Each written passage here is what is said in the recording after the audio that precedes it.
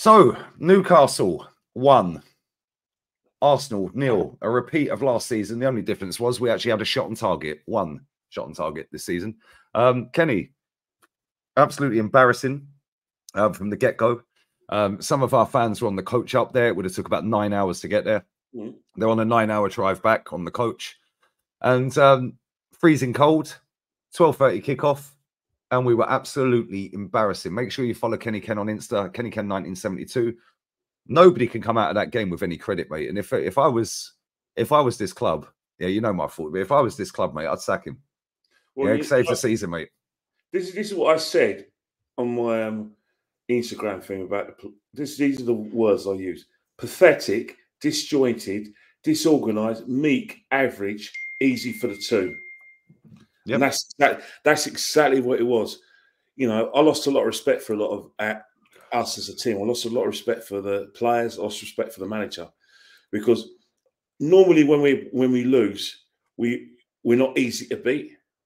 Normally when we lose, we just don't throw the towel in, or we're not weak and we're not meek, but we're meek, average. It's pathetic. As soon as you went a goal down, that was it. Game over. The game was done.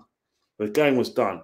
This didn't matter whether Saka, you know, tried to beat his man, whether Party. When did that happen?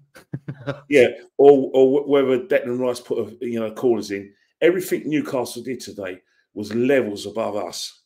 It was too easy, Kenny. The way they were just walking out of defence. Yeah. Well, we're with a crowded penalty box. They were just walking out of defence. Do you the amount of times when Jimenez basically was doing Cruyff turns in his own box, the way Anthony Gordon was doing Cruyff turns in his box, the way Isak was just had time on the ball and got past players, the way Joe Linton was winning everything. It was pathetic, mate. The chooks have come to roost. I've been saying it for a long, long time, when a lot of these fans are saying, oh, we've got a difficult run in, we come through that, we've got to win the league. And what are you lot all saying? I've been saying for time, well, if you can't make yourself a Tottenham away when you're a North London club, then there's a problem there. If you can't raise yourself for the biggest, team in the Premiership, Man City, there's a problem. You can't raise yourself for Liverpool and Aston Villa, there's a problem. There was no problem with us raising our games for those teams, because guess what?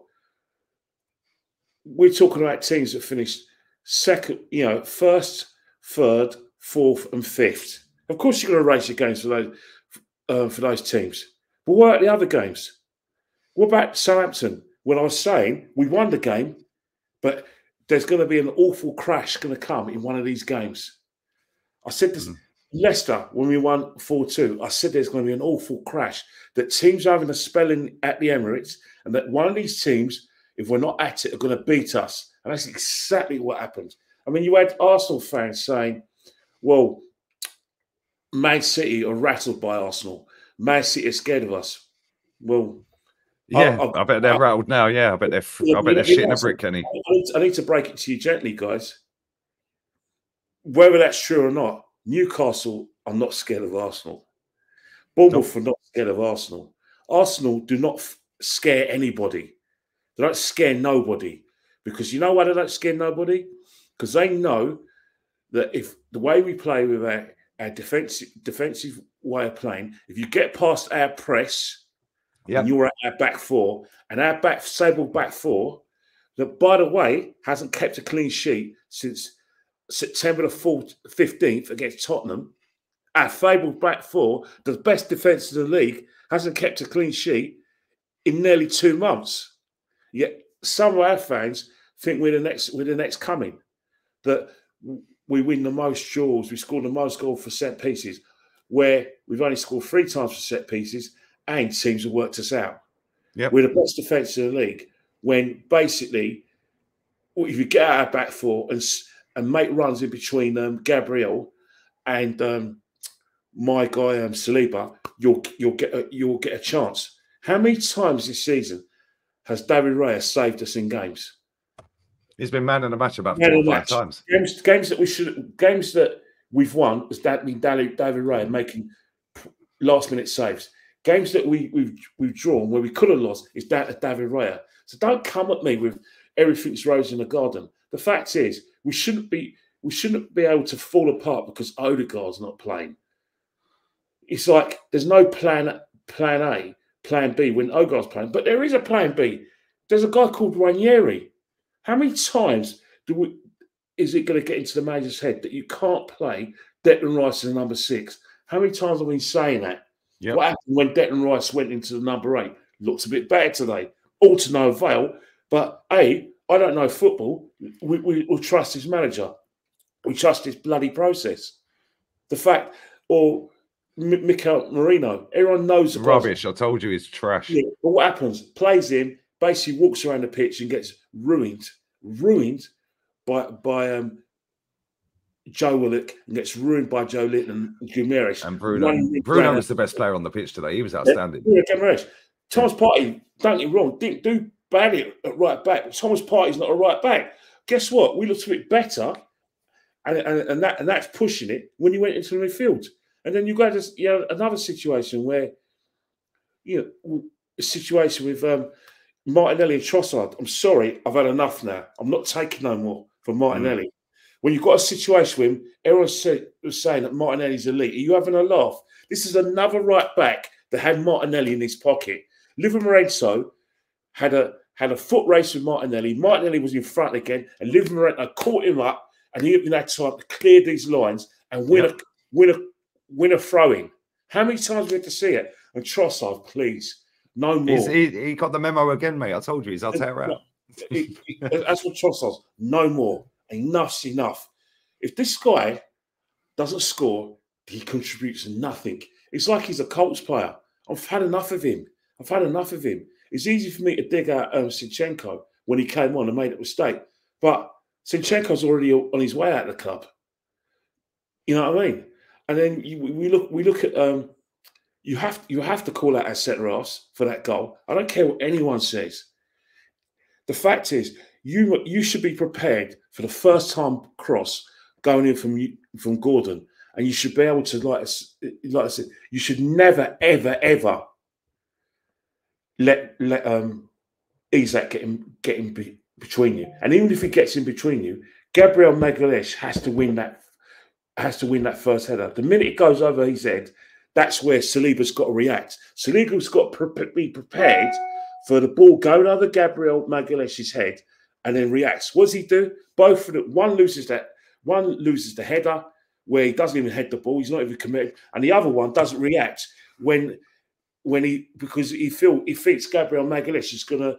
And where did that all start from? Martinelli giving the ball away. Martinelli gave the ball away. Thomas Partey heads the ball to a defender, heads the ball to an attacker. They get the ball, pass it to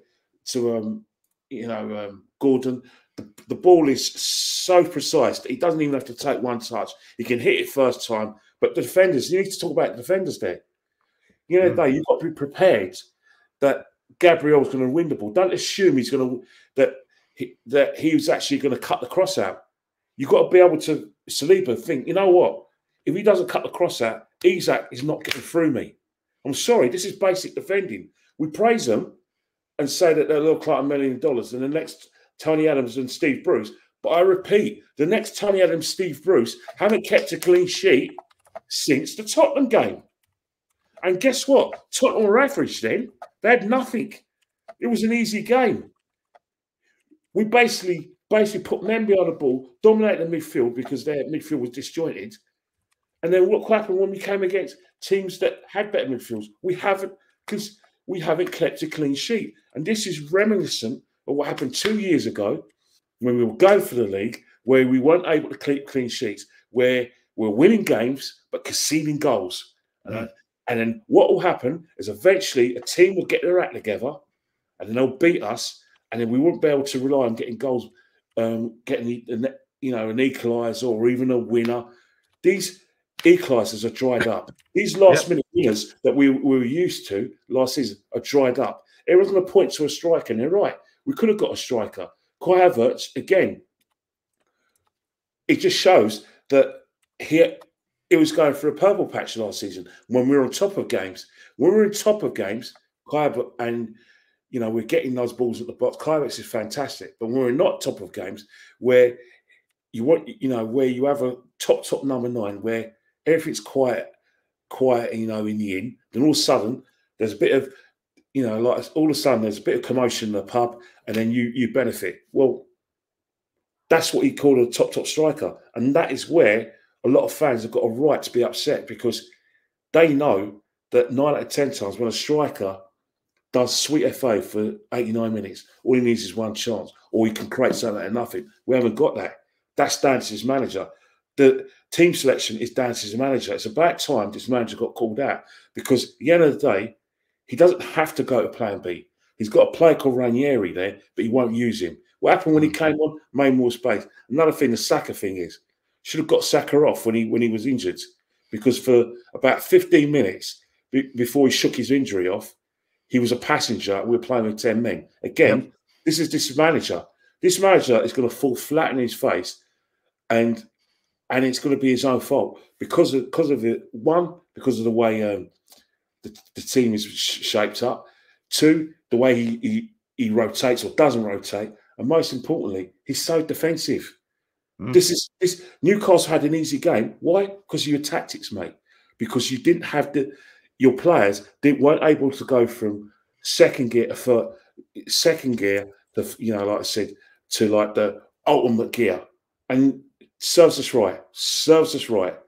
This is all down to our arrogance. We think we're a top side because we finished second twice in Man City, and we actually think that we're something we're not. Until we start winning, if you want to be arrogant like we are, win trophies, win the league, win trophies, and then teams will be genuinely scared of you.